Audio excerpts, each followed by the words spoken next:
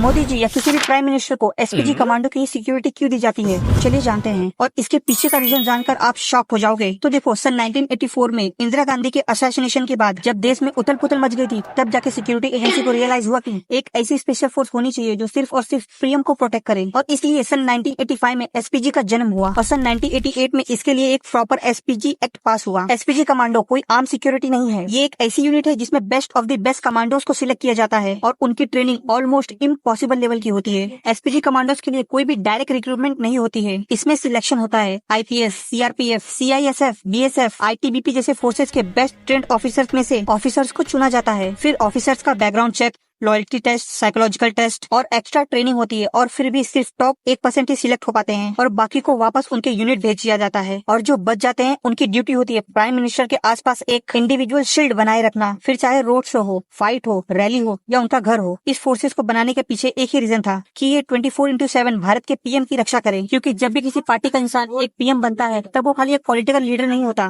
वो nuclear button, military command, foreign policy और national decision का चीफ होता है। इसी वजह से इंटरनल और एक्सटर्नल दोनों तरह के थ्रेट्स सबसे ज्यादा उन्हीं को आते हैं।